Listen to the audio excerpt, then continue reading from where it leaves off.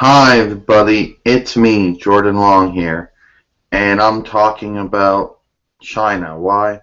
Well, Chyna or Joan Float or whatever you know her by, Chyna Doll. Well, she passed away.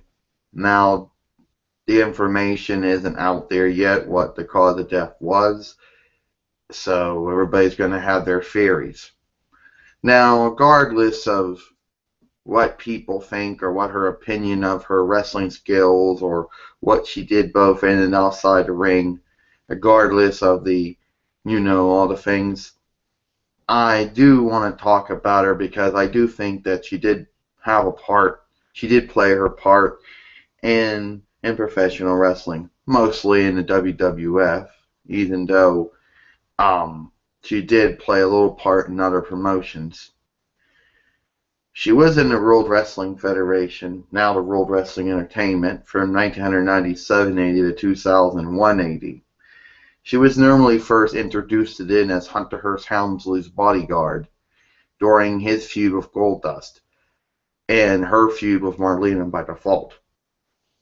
And she was also one of the original members of Generation X along with Shawn Michaels, Hunter Hearst Helmsley, and Rick Rude. And over the months, over the years, she started to evolve into her own right. She was built to be a very strong woman, and in some cases, she was the exception to the rule because there were very few female wrestlers out there that could be able to wrestle men. Very rare. Okay.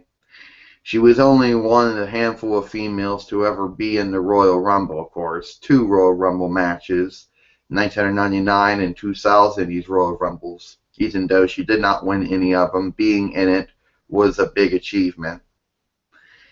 Even though she was associated with multiple incarnations of the Generation X stable, including the Triple H, X-Pac, Road Dogg, and Billy Gunn combination, even though with Mike Tyson in it for a couple of months and Savio Vega and a list of other people who joined the stable, she eventually broke her ties and eventually became a member of the corporation and basically rivaled against those she originally were friends with. And then eventually became one of the members of the corporate ministry when the Ministry of Darkness emerged as the corporate ministry, and also Corporate X after the corporate ministry fell apart. And then she eventually started to be involving with Triple H when he started his feud with Vince McMahon, but eventually she spinned off into her own feud with Jeff Jarrett over the Intercontinental Championship that she eventually won. And she'd win it one more time. She would lose that to Chris Jericho, but eventually win it back for the second time, only to eventually lose it to Eddie Guerrero for the second time, that she would eventually associate herself with at one point.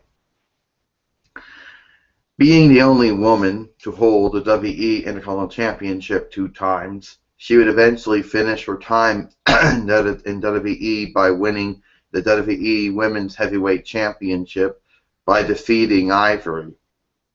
But personal issues and other things would cause her to leave WWE in 2001 AD and leaving a vacancy for the belt that eventually Trish Stratus would eventually fill after winning the belt at Survivor Series and preceding Chyna as the new WWE Women's Heavyweight Champion. And then this is where a lot of people this is where the criticism came in, because after she left WWF, she eventually started doing pornographic tapes, amateur sex tapes with X-Pac, and the various different things that started coming out of that. And that's when WWE started to phase themselves off from her at that point. Then there were many times, even though, yes, she did have a stint in New Japan Pro Wrestling, and she did happen to have one-night run in Total Nonstop Action Wrestling, she would mostly be upset. Then this is where the criticism came in at. And most of the time, she would be upset that WWE would not want to associate themselves with her anymore because of the pornographic stuff, I assume. That's my guess. And Vince Russo tried to campaign for her to be put in WWE Hall of Fame, but it never really seemed to pan out.